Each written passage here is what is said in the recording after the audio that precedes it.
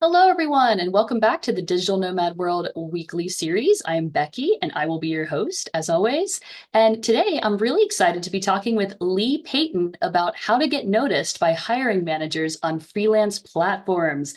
Lee, welcome to the show, and thank you so much for covering this topic with us. Yeah, thanks for having me. A little bit of background on me. I've been a fractional CMO for a while now. I started off as a copywriter, like most people do when they get into marketing. They're not really sure what to do. So I took that route, ended up becoming a generalist, which led to me kind of trying a lot of different projects and landed me in the CMO role. And I'm also the chief copywriter at a couple large agencies. And I sit on several hiring panels where we get applicants that just cold outreach to us. Some apply, some reach out on platforms. And I also got my start on Upwork and was able to get a lot of traction there. So I'll let you take it from there.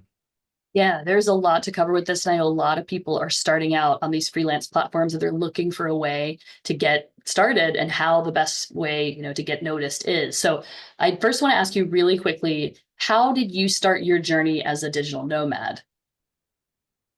Well, I was living in Florida, and I'd been a private investigator there for many years, and I do enjoy South Florida. It's just a very expensive place, and it was time for a change, and it was traffic congestion, all the reasons that most people want to leave the corporate life and all the hustle and bustle and everything else. So when I sold my car, I got rid of all my things. We came to where I'm at now in Playa del Carmen. This was 2 years ago, almost to the month.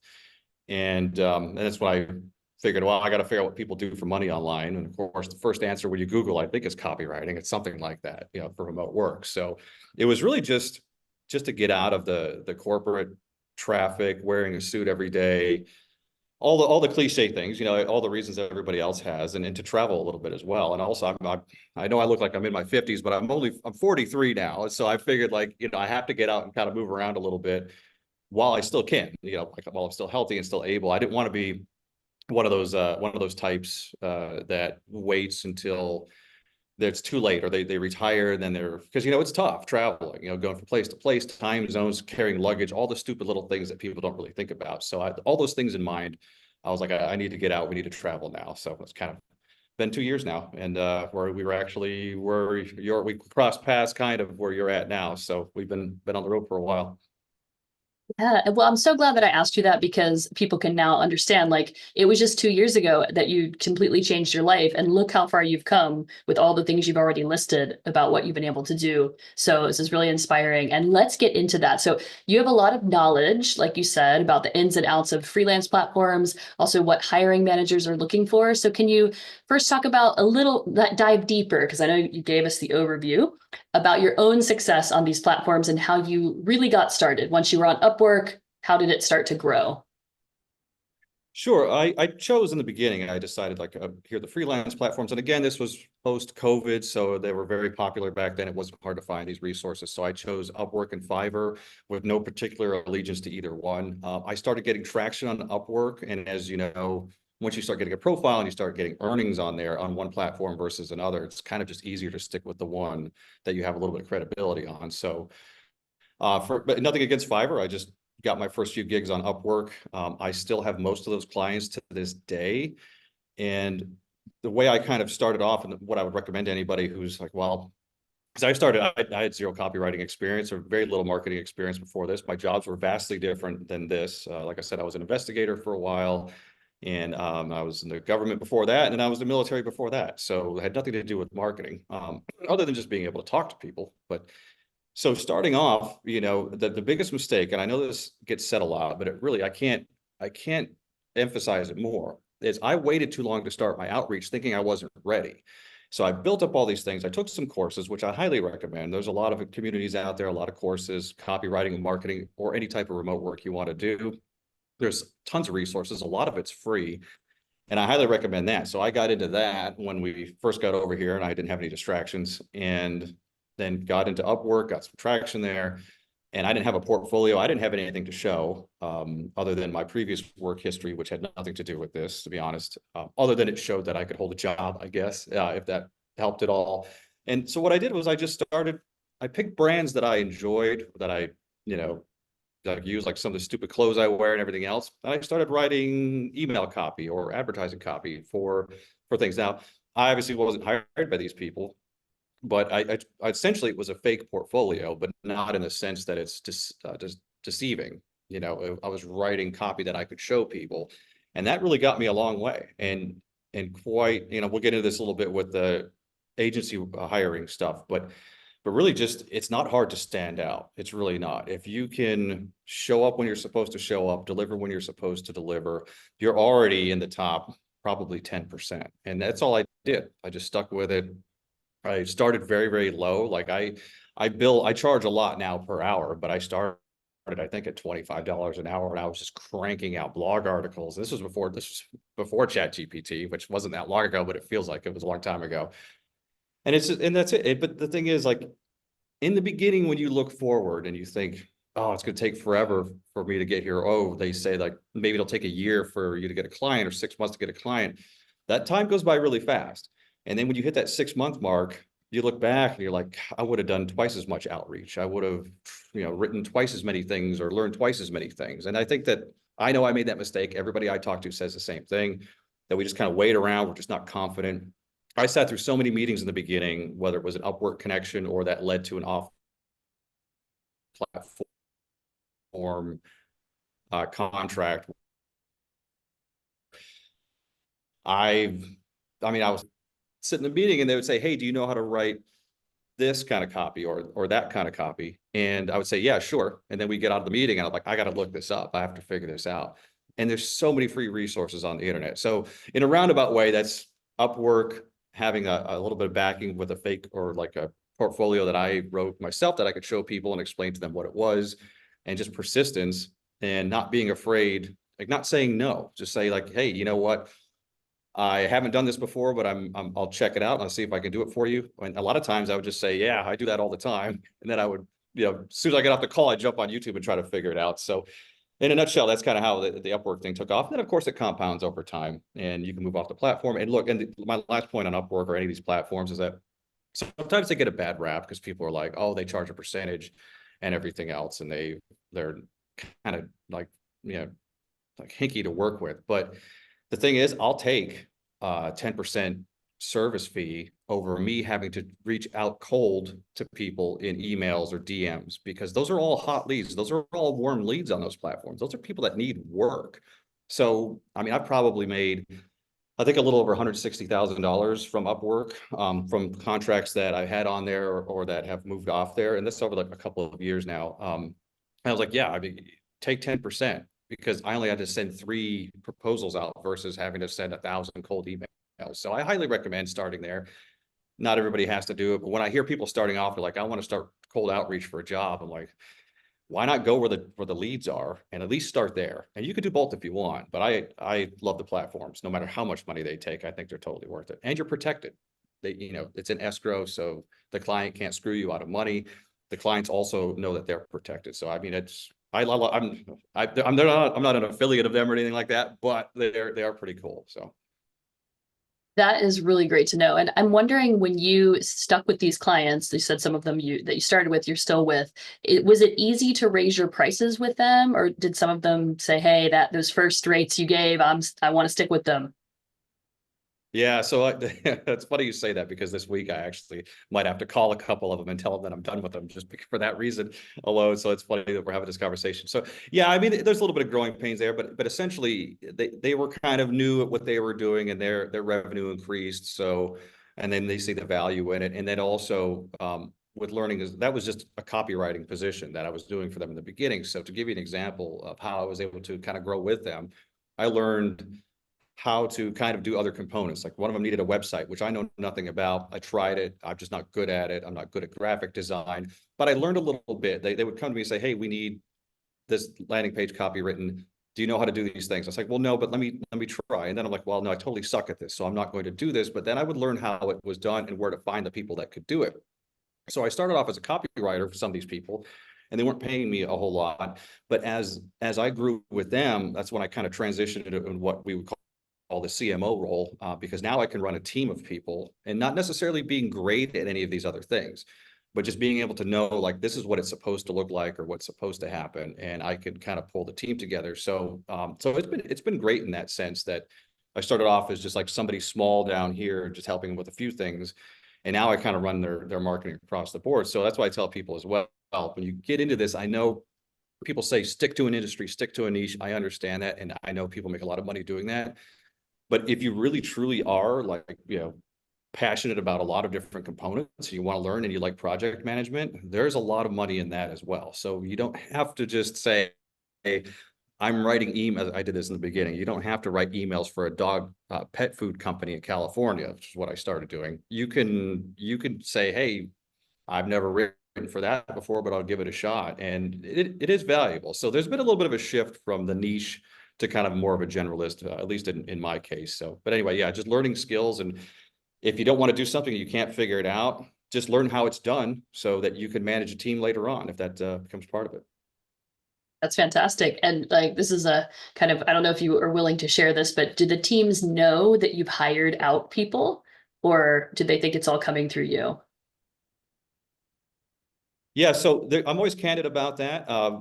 My pitch now is I say I will do as much as I can myself, but if I don't know, if I'm not super confident in my abilities, I'll find somebody who's much better than I am that I trust, and they really like that. They're like, okay, well, this guy's not just going to take our money and try to do everything if he doesn't know how to do it. Sometimes there have been some reservations about where all the components are coming from, but they know like I'm their single point of contact. That's all these people want. That's all these clients want. They don't want to deal with the team. They don't want to deal with all this crap. They just want to say, I need these 10 things done.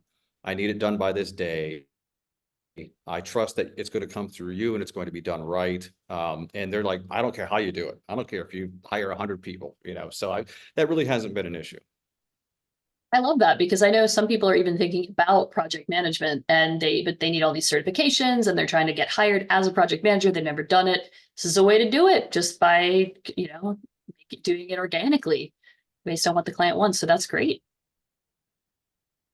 Yeah, and there's plenty of platforms out there that like ClickUp I use all the time. So not just from the being able to coordinate people type side of things, you can learn these platforms. And I had somebody come in that's a ClickUp expert, do all my ClickUps, like get my ClickUp stuff ready to go, so I didn't have to touch it. So I'm telling you, there's somebody out there who's, for every weird little job you can think of that you don't want to do, somebody is into it. So you'll find plenty of people that are willing to work with you and be part of the team. And yeah, project management and coordinating stuff.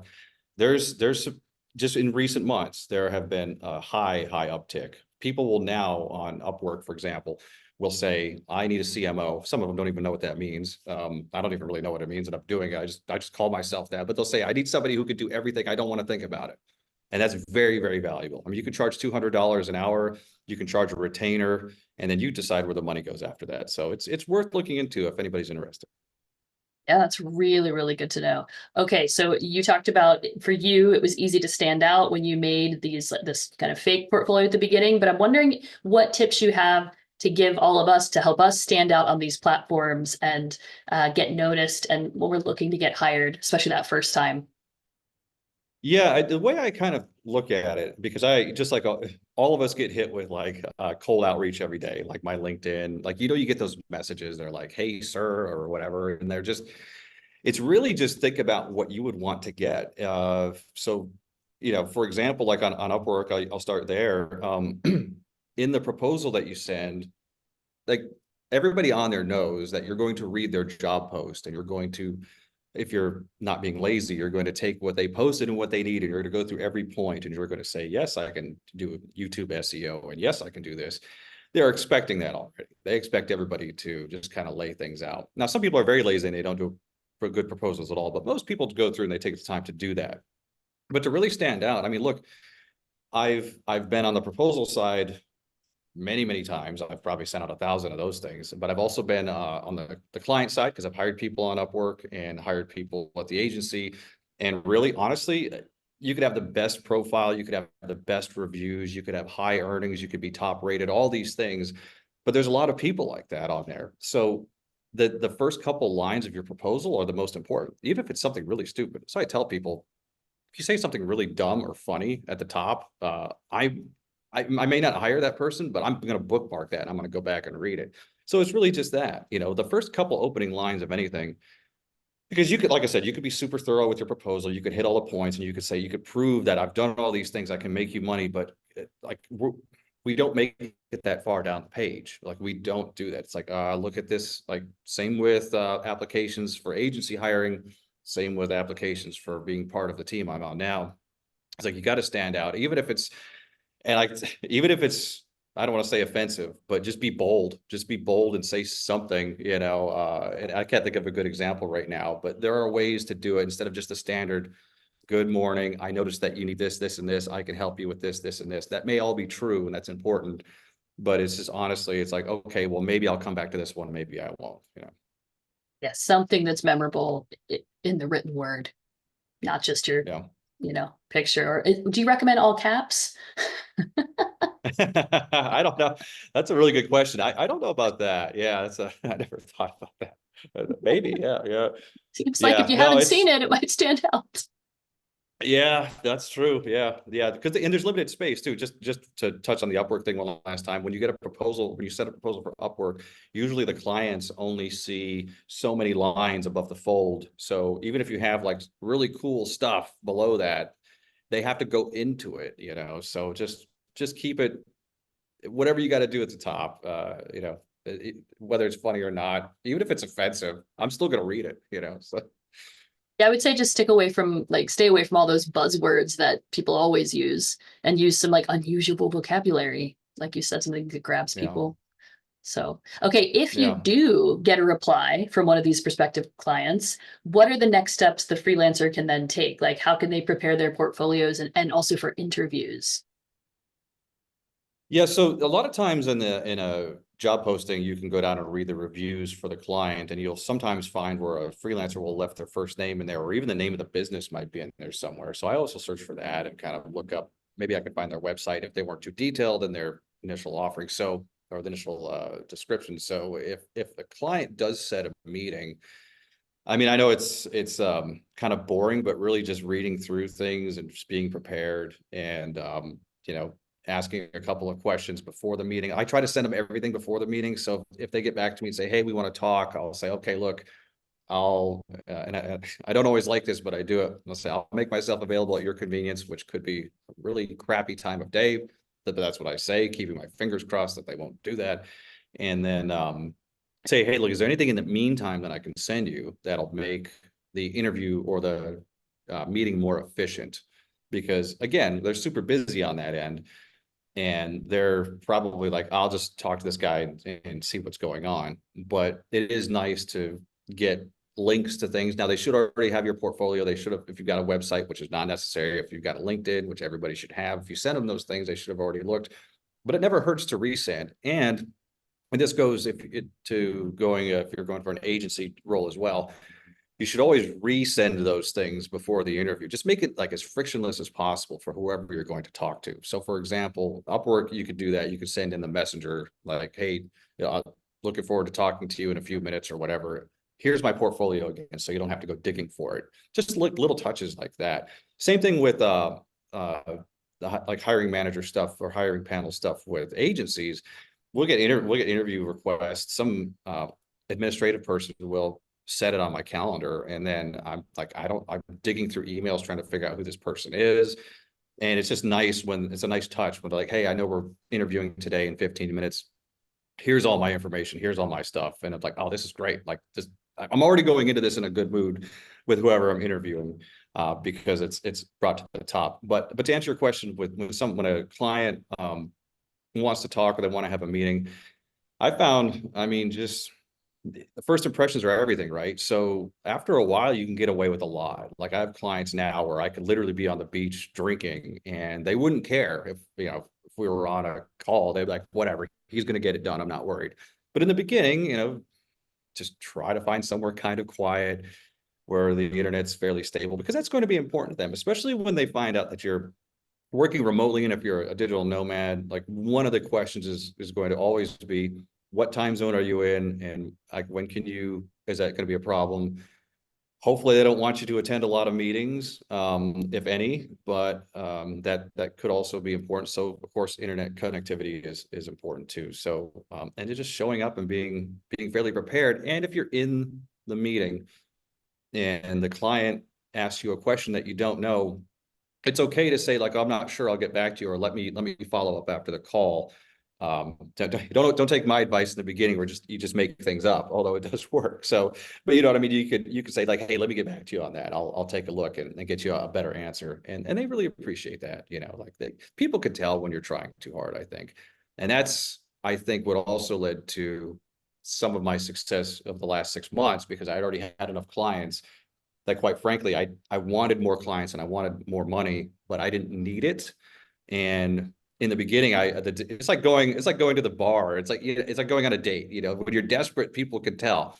And if you go into these meetings, and I know it's hard to do in the beginning when you're not making any money and it might be your first client meeting, but if you can really trick yourself into saying, I really want this position, but I don't need it, which is easier said than done. But if you can do that, it's just a whole different vibe. You know, you just come across completely different. So again, easier said than done, but it works every time. Those are some really great tips. Thank you for sharing. And I was curious, with all of this work, all these clients that you have, how are you balancing your work life? How's the work life balance going for you? Do you have any tips for that? Yeah, gosh, so I don't have to see my therapist later today. This is great. So yeah, so that's the other thing too. And this is, you know, not to be controversial here by any means, but I will tell you that I do work 7 days a week and I work long hours, with the understanding, or with the mindset that this won't go on forever. I'm building a team right now. I'm delegating things. I'm finally starting to outsource a lot of things recently, which is great. But I also made it very far. I mean, I went from zero to over 6 figures in less than 2 years. I got my first client like a year and a half ago, so it hasn't been that long. But that's only because I've putting in a lot of hours. Now, look, work-life balance, is that great? Absolutely not. But not having to worry about money, I guess, or like the things that I'm like, some people would say, you know, exercise more, whatever. Yes, those things are always very important. So, but I do work a lot. And what I tell people that are just starting off in any job, I think there's like this mindset of the last 5, 10 years where everybody's talking on social media, like you know, you can work 3 hours a week and make 100 grand a year and all these things, which is really cool. It's a cool thought. Most people that are saying those things have already worked super hard and now they're able to do that, you know. So, but now I tell people like, look, you just got to work hard. You got to put in the hours. And it's only been a couple of years for me. I could finally start backing off things. But it is tough. And I do put in 7 days a week. Usually the weekends are my quieter time, away from emails and Slack messages, so I can actually, you know, focus on things. So, but yeah, so when people say like, hey, I want to advance that quickly, I want to earn that amount of money in this amount of time, I don't lie to them. Like it's a lot of work. But you know, would you rather drag that out for 10 years or start making good money within a couple? And it's a personal preference, you know. Yeah, no, thank you for being transparent about that, because that is so often missed when you see someone's success. How many hours a day, roughly, at the moment, would you say you're working? So this is funny too. I started tracking myself with Toggle. I've always had it, but I just didn't use it. And I'm like, it feels like I'm working 14 hours a day. But you know, when you actually start tracking yourself, it's not that much. It's not that much, because there's a lot of procrastination time in there. So I track my administrative time and I track client work. It's about 6 hours, 6 or 7 hours, with little breaks in between. And look, I'm still working remotely. I'm not commuting. You know, all those things I hated about the other lifestyle, those things are gone.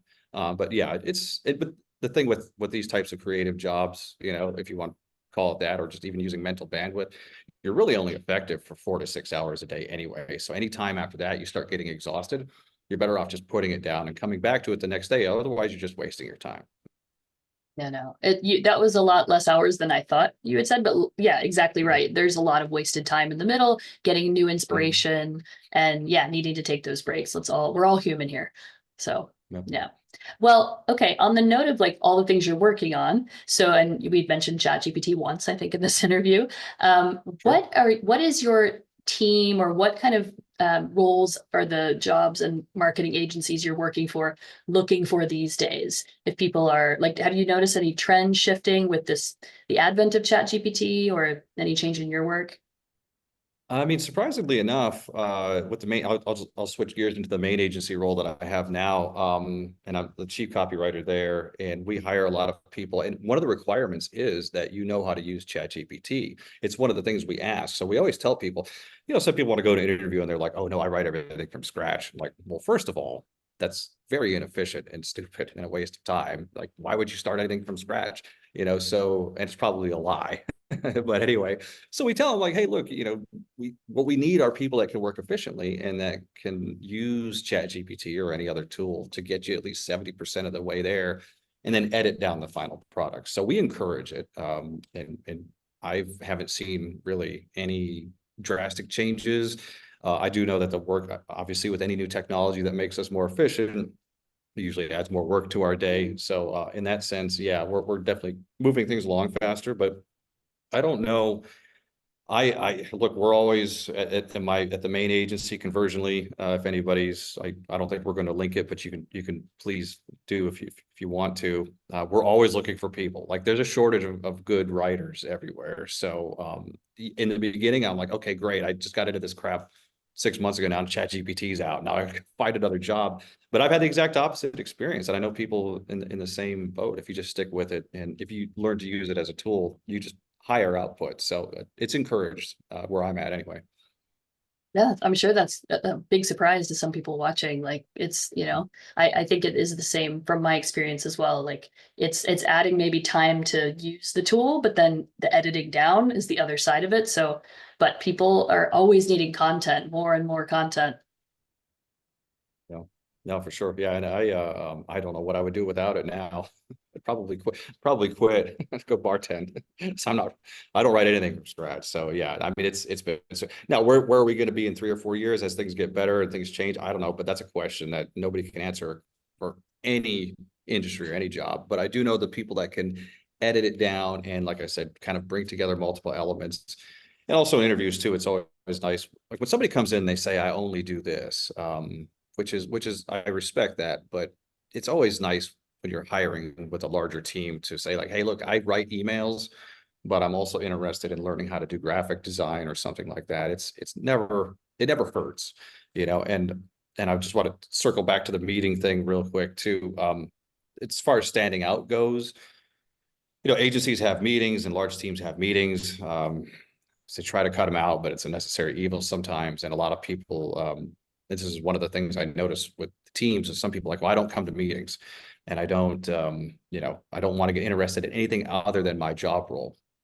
Understandable. That's what you're getting paid to do, is that particular role. However, when promotion time comes or when it's time to just expand roles or everything else, it's human nature. Subconsciously, I'm going to remember seeing such so and so at every meeting or close to every meeting, and I'm going to remember that this person was interested in this. So yes, you can take the hard line and say, I don't do meetings, I only write this, I only do that. But you should really, at least if you don't want to do these other things, you should be open to learning and everything else, because it really goes a long way, because those bigger positions do open up. And I know everybody hates meetings, but it's humans, subconsciously we just remember seeing people. So my advice for agency work is try to be there for a couple of things here and there and just show up. You don't have to say anything, just show up, be on the screen. Yeah. Yeah. And I think, as you said, it's really important to keep working hard, and it's your choice whether you're going to work really hard for a while and get that higher paid salary and then, pull it back. I think that seems to be more of the trend now, to try to, get ahead instead of maybe keeping those really strong work boundaries right away, because it's a really competitive world out there now, and we're all on these platforms competing globally. Yeah. Yeah. No, anybody who takes like I said, anybody who takes a hard line with, I'll give you one example just that happened recent with me. I needed something done on a Saturday and I was willing to pay a lot of money for. And I reached out to a few people and I don't fault them for this, but they're like, I don't work weekends. And I said, well, I understand that. I don't want to work weekends either, but I'm going to pay you a lot just for a couple of hours. And I wasn't asking them to work every weekend, and I was making it financially attractive, I guess you could say. And but they were like, no, I'm not going to do it. Well, I still like those people, but I'm not next time I have a lot of money to spend on a project, I'm not calling them first, you know? So you're right. I mean, people should have boundaries and take care of themselves, but it's competitive and you just have to keep that in the back of your mind. So if you decide you're going to draw a hard line on what you are and aren't going to do and what days and what hours you're going to work, just remember that somebody else may get that job, you know? Yeah, just something to keep in mind. We don't want to get too off kilter with our work-life balance, but when you're starting out, which is, I hope, you know, people that are watching, I hope that's like one of our target audiences that find this video. It's really important. It's really important to work hard at the beginning. I definitely believe that as well. Sure. Yeah. No, I can't say it enough. And every time, like I said, I'm 43 now. Every time I talk to somebody in their early 20s, that's like, oh, I only work 3 hours a week. I'm like, well, okay, you know, good luck. But you know, just work hard when you're young. That way, when you get old, you don't have to do all this crap, you know, like I don't know why that's so hard to understand. But anyway. Right, right. You hope they get off on the hardworking foot. Yeah. Well, Lee, this has been invaluable. Thank you for sharing all of these really hard-earned tips and all this knowledge that you've gained. Is there anything else you would like to share with us before we go? Nothing off the top of my head. And like I said, you know how to get a hold of me. So if there's anything else we need to expand on, I also don't mind if you put my information. I'm also a member of the community. So if somebody sees this and they want to reach out and they want to talk or they want some advice on something, you know, I'm an expert in nothing but what I do on a daily basis. If I can help people follow in my footsteps, like I made a lot of mistakes. So I'm always here if somebody wants to talk about everything I screwed up, and hopefully it saves them some time as well. All right. Well, thank you for being part of the Digital Nomad World community. We always love when people reach out to each other on the platform and reach out to us. And we're happy. If you are hearing this or watching it and you want to be on this, you want to be interviewed, reach out to us and we'll talk. And finally, Lee, if people want to follow you, where can they go? I have too many things going on, but I also have my own podcast, and I believe the links will be in the show notes. It's Solo Venture. We put it out for kind of remote entrepreneur coaching. A lot of things we covered here. We expand on more in there. I've got many links, but we'll stick to that one just so we don't confuse people. So All right. Well, thank you again for joining us, Lee, and I hope you have a great day. absolutely, likewise. Thank you.